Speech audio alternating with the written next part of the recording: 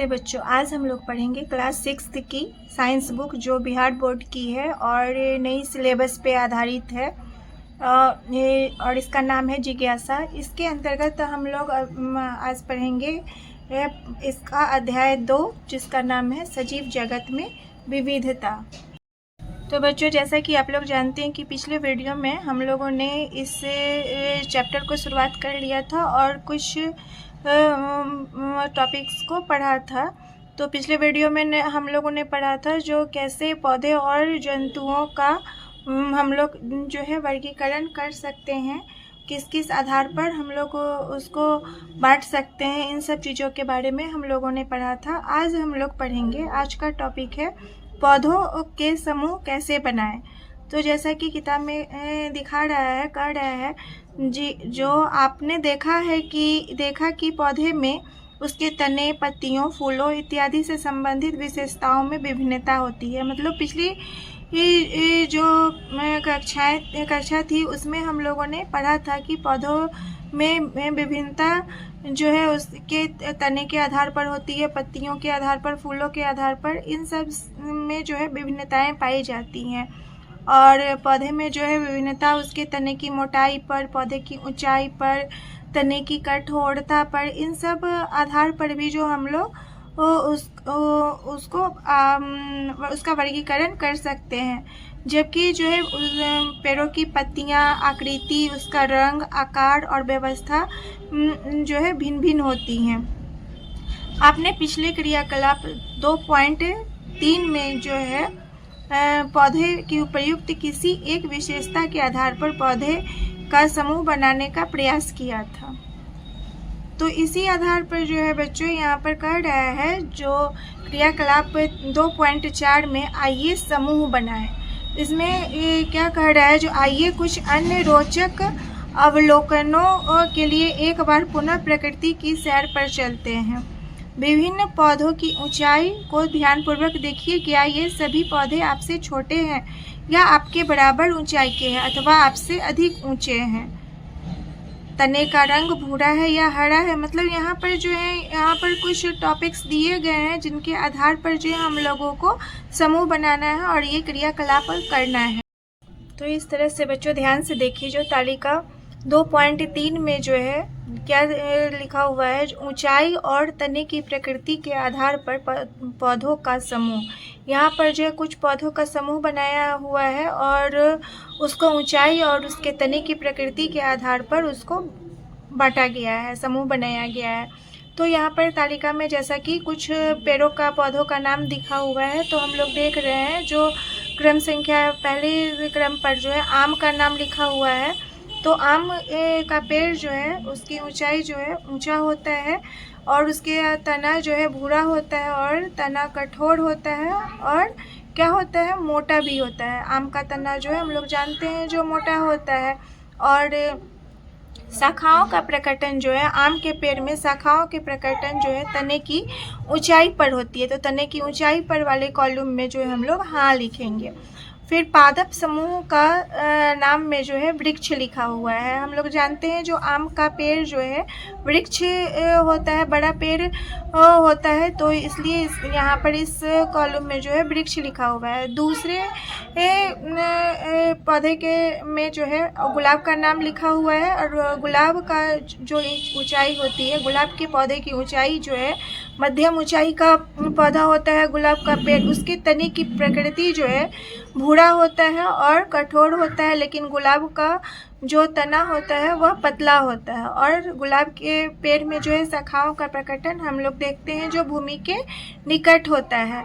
और यह जो है गुलाब का पेड़ झाड़ी पादप समूह में आता है।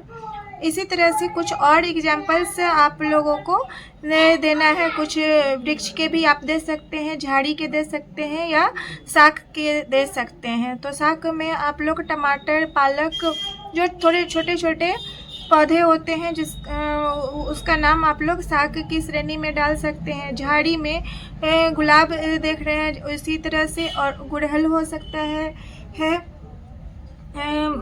तुलसी हो सकता है। तो इन सब पौधों को जो हम लोग है झाड़ी के समूह में डाल सकते हैं। वृक्ष के समूह में आम है, इस तरह से बरगद हो सकता है, पीपल हो सकता है, नीम हो सकता है। मतलब आप लोग कुछ अपने तरफ से भी पौधे का नाम देकर इस तालिका को पूरा करने का प्रयास कीजिएगा। आगे हम लोग देख रहे हैं जो आगे क्या कह रहा है। आगे है आपको शाख, झाड़ियों और वृक्षों के बीच क्या अंतर दिखाई दिए। यहाँ पर जो है पादप समूह में के नाम में जो है 3 तरह का जो लिखा हुआ है, वृक्ष, झाड़ी और शाख। तो नीचे बता रहा है जो इन सब में आप लोगों को क्या अंतर दिखाई पड़ा है। तो जैसे हम लोग क्या करेंगे, हम जानकारी के आधार पर हम पौधों के समूह शाख, झाड़ी और वृक्ष के रूप में कैसे बना सकते हैं। कुछ पौधे जो है हम लोग कैसे कोई भी पेड़ को इन सब में बांट सकते हैं। वृक्ष कैसे कर सकते हैं किसी पौधा को, झाड़ी कैसे कर सकते हैं, शाख किस आधार पर कर सकते हैं। तो जो पौधे आगे कर रहा है, कुछ पौधे जो है बहुत ऊंचे होते हैं, उसके तने मोटे होते हैं, कठोर होते हैं, भूरे और लकड़ी जैसे होते हैं। काष्ठीय मतलब लकड़ी जैसे होते हैं।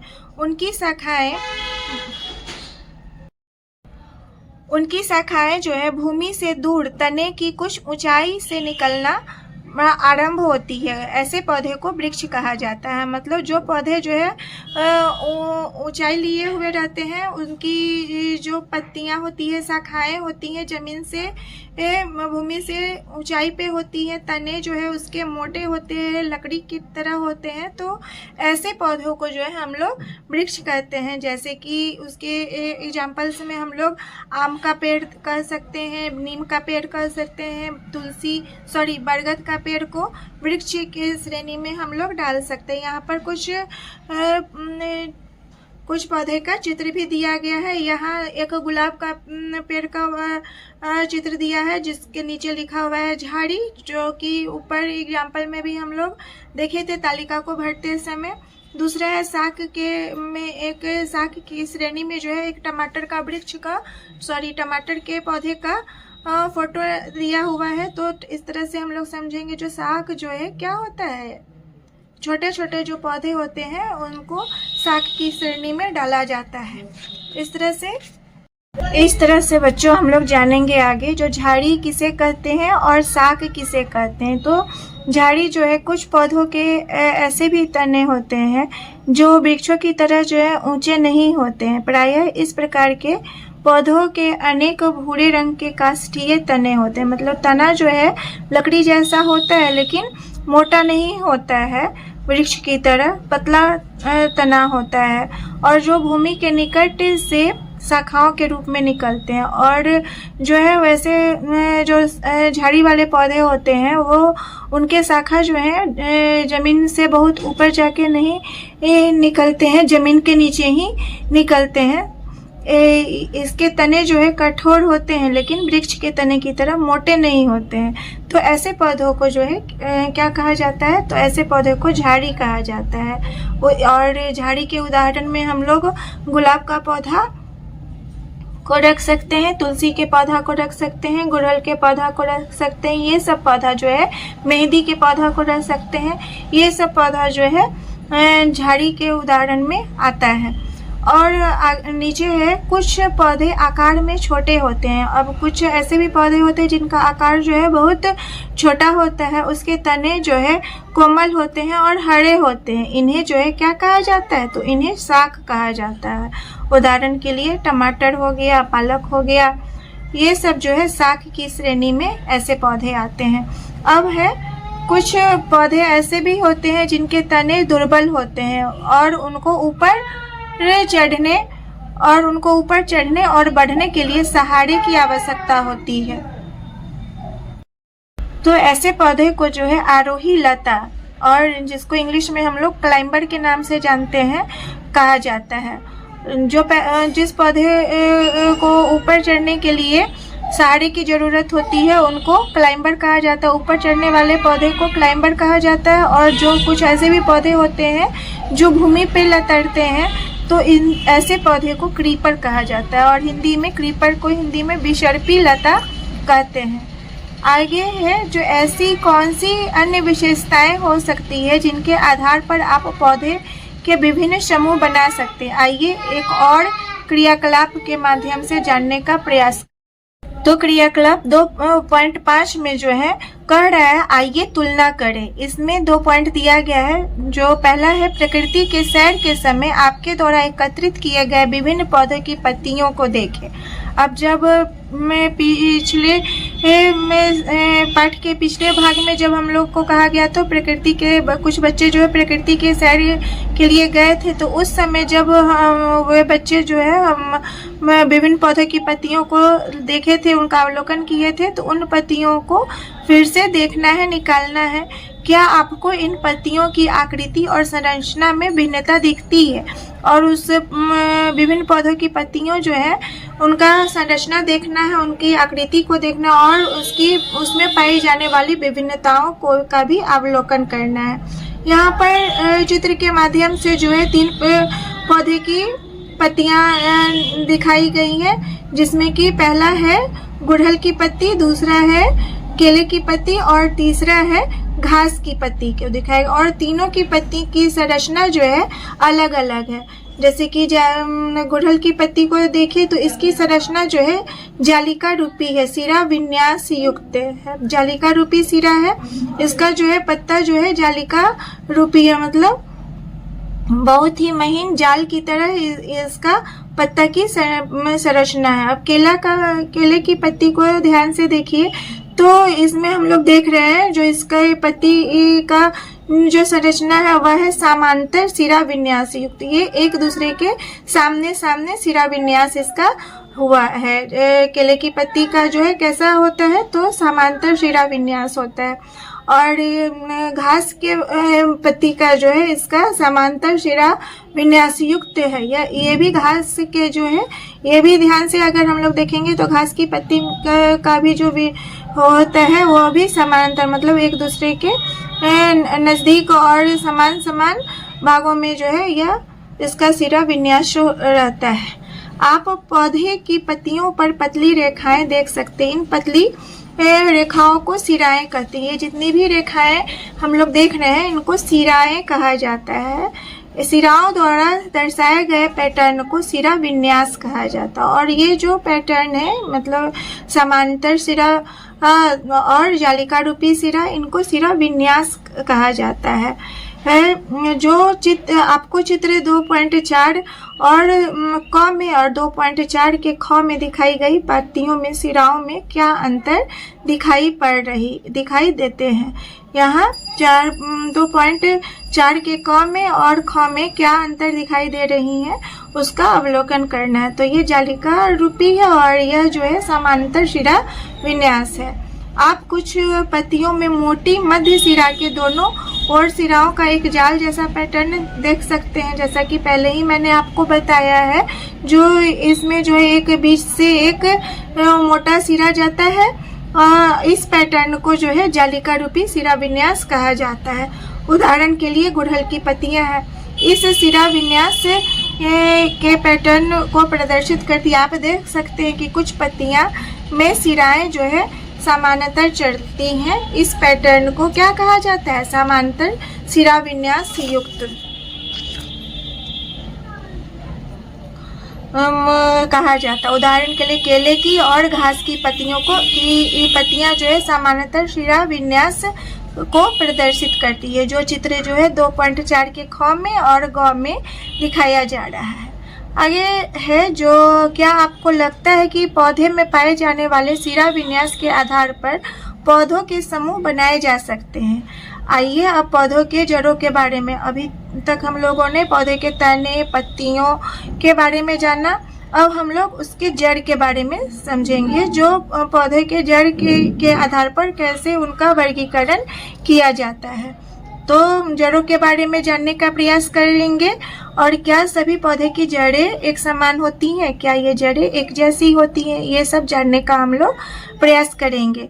अब इसके अंतर्गत जो है हम लोग क्रियाकलाप 2.6 में आइए पता लगाएं।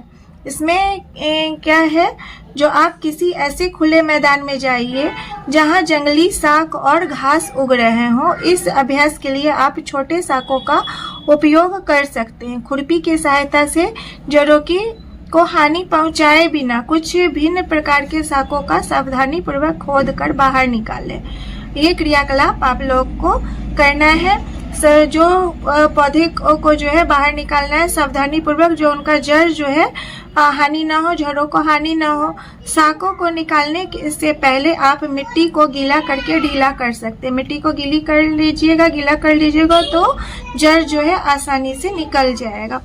जड़ों को पानी से धोएं और उनका अवलोकन करें। जड़ों को अब क्या करना है, जो पानी से साफ कर देना है और उसका अवलोकन करना है।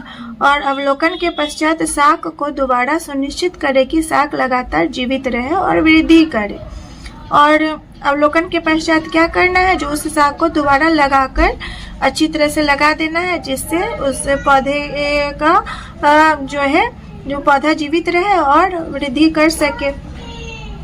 अब हम लोग क्या करेंगे, अपना क्रियाकलाप करने के लिए यहाँ पर दो तरह का पौधा लिया गया है। पहला है सरसों के पौधा को दिखाया गया है, इसका जड़, और दूसरा सामान्य घास के रूप में, सामान्य घास के पौधे के रूप में दिखाया गया है। दो तरह के पौधे का जड़ दिखाया गया। तो सरसों का पौधे में जो है कह रहा है मुसला जड़ तंत्र होता है और सामान्य घास के पौधे में झकड़ा जड़ तंत्र होता है। अब मुसला जड़ किसे कहते हैं और झकड़ा जड़ किसे कहते हैं, तो इसे हम लोग आगे पढ़ेंगे। आज के वीडियो में बच्चों हम लोग इतना ही समझेंगे। नेक्स्ट वीडियो में जो है हम लोग झकड़ा जड़ और मुसला जड़ के बारे में हम लोग अच्छी तरह से इसके उदाहरण और परिभाषा को समझेंगे और नेक्स्ट इससे चैप्टर का जो है नेक्स्ट टॉपिक भी समझेंगे। अगर आप लोगों को जो है मेरी वीडियो अच्छी लगती है, समझाने का ढंग अच्छा लगता है, तो प्लीज़ वीडियो को लाइक कीजिए, शेयर कीजिए और चैनल को प्लीज़ सब्सक्राइब कीजिए। Thank you.